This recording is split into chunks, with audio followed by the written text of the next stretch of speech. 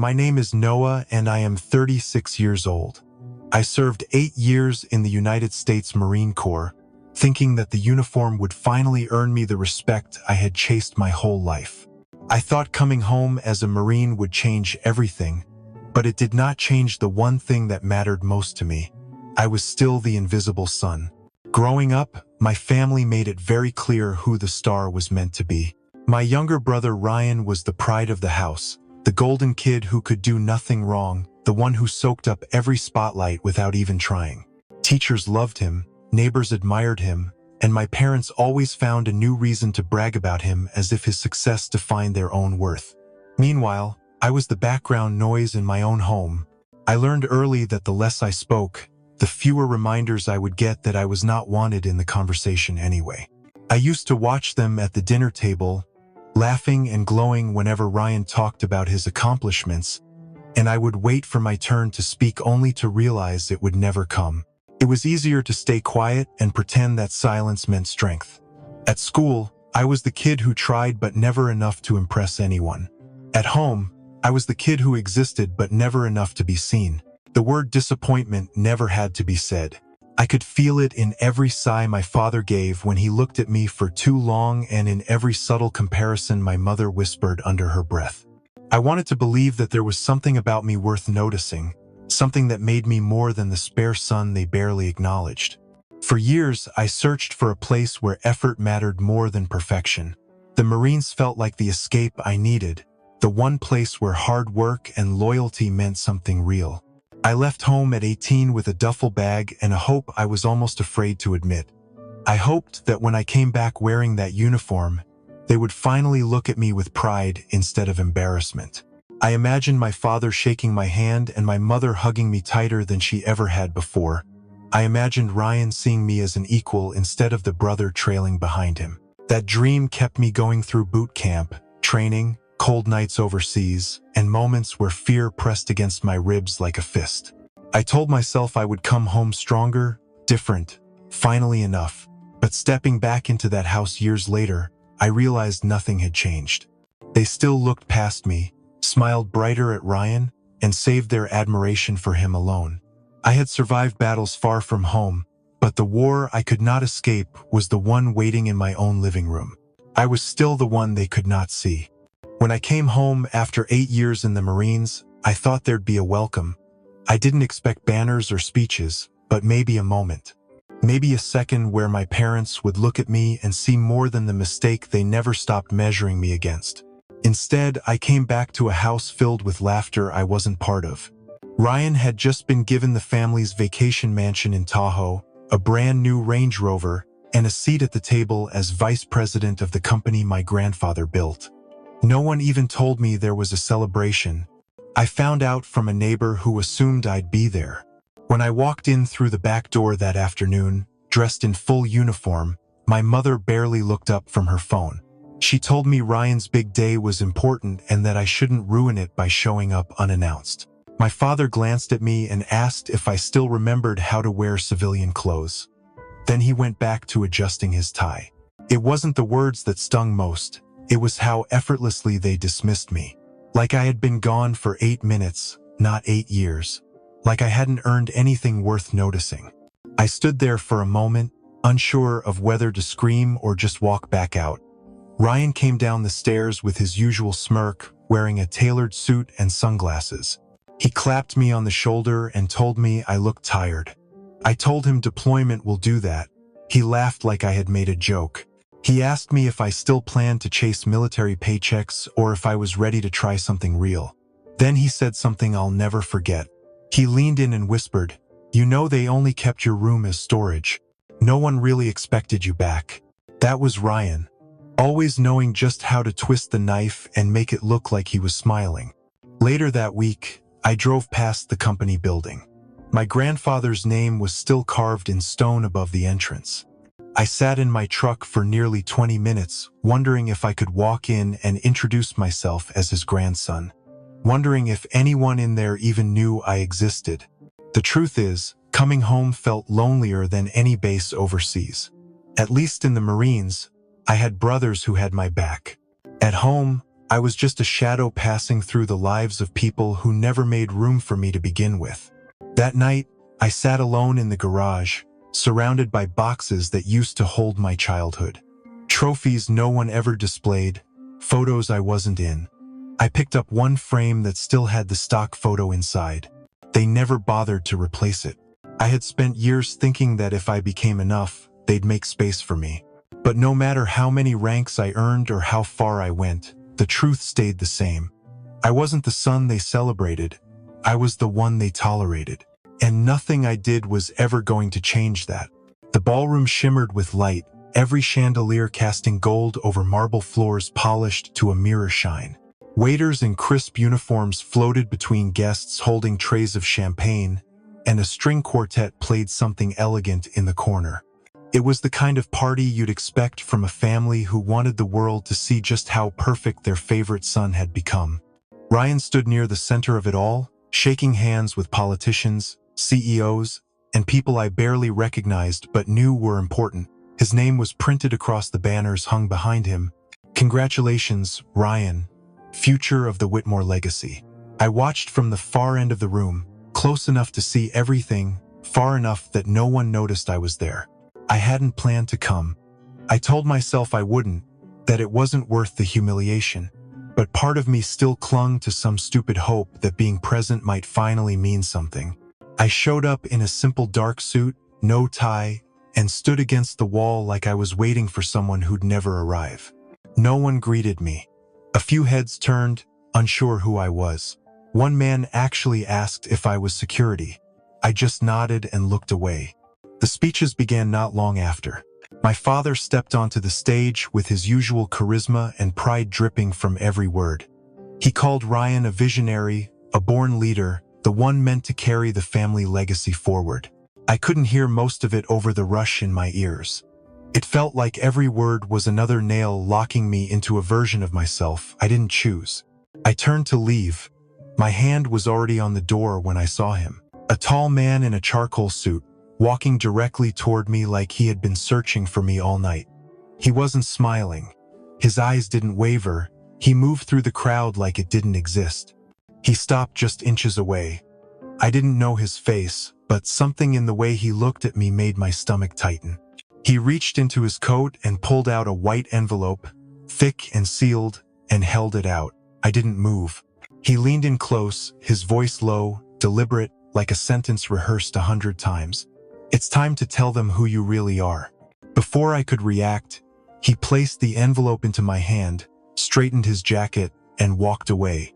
No glance back, just gone, swallowed by a crowd that hadn't even noticed him arrive.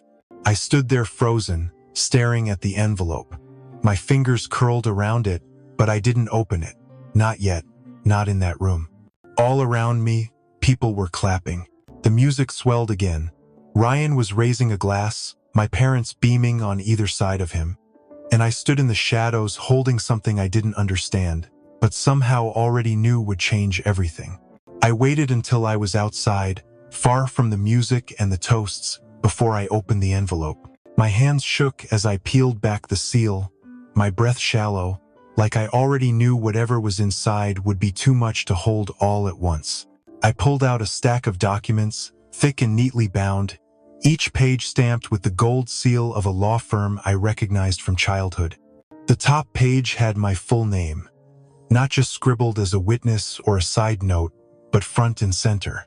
Noah James Whitmore, listed as the sole beneficiary of the Whitmore Family Trust, primary shareholder of the company, and heir to all real estate assets, including the Manhattan townhouse my parents had lived in for years. I flipped through the pages, each more unbelievable than the last. There were account statements, legal filings, and letters of authority all signed, notarized, and dated nearly 5 years ago. At the bottom of one, I saw my grandfather's name in bold black ink. He had signed it himself. The breath left my lungs. I sank down onto a bench and stared at the signature, my fingers pressing into the paper like it might vanish if I didn't hold tight. All this time, I thought he had stayed silent like the rest of them, but he hadn't. He had chosen me. My mind raced, trying to make sense of it. Why me? Why in secret? And why now? But something deeper pushed through the shock. A memory. My grandfather's voice on a quiet morning years ago. His telling me that strength isn't always loud, that sometimes the ones in the shadows carry more than anyone realizes. I held the documents against my chest, heart pounding like I had just stepped off the battlefield again. But this time, the war wasn't out there.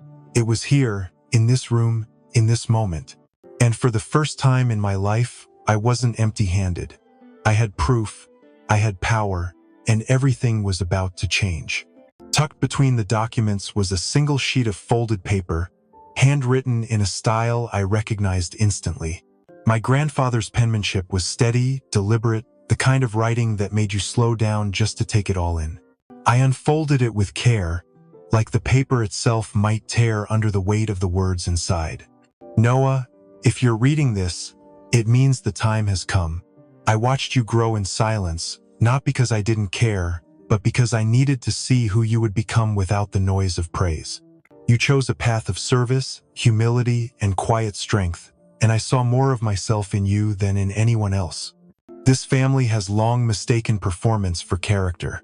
I've built things that mattered, but I also made mistakes. I once thought brilliance alone could lead, but I've learned the hard way that compassion is rarer and far more valuable. Ryan is smart. No one can deny that. But you, Noah, you understand the value of people. You see dignity in places others overlook, and you never needed applause to do what's right. That's why this all belongs to you, not as a reward, but as a responsibility. The company, the trust, the properties, they are tools. What matters is what you build with them and how you treat those who stand beside you. Don't let their voices drown out what you know to be true. You've already proven who you are. Now it's time they see it too. He signed it with just his first name, the way he always did when things were personal. I held the letter for a long time, my hands warm from the weight of it. For the first time, I didn't feel forgotten. I felt chosen, sane, and ready. The room pulsed with music and laughter as I stood near the back, still holding the letter and papers pressed tight inside my jacket. I looked up at the stage where Ryan was basking in his moment, my parents beaming beside him like they had just crowned a king. All around them were raised glasses, cameras flashing, hands clapping like it was the happiest night of the year. But I wasn't clapping. My legs felt heavy, like every step would be one I couldn't take back. And yet, I moved forward anyway. Each stride toward the stage felt like crossing a minefield. I saw faces turn, conversations stall mid-sentence, glasses freeze halfway to mouths. Ryan spotted me first. His smile faltered for just a second, then curled into something smug. He thought I was coming to congratulate him. My mother narrowed her eyes. My father stiffened, already annoyed by the interruption. But I didn't stop. I climbed the steps, my heartbeat loud in my ears. Victor stepped toward me with a forced smile, microphone still in hand. He leaned in just enough for me to hear him mutter under his breath. "Not now, Noah. This is not your moment."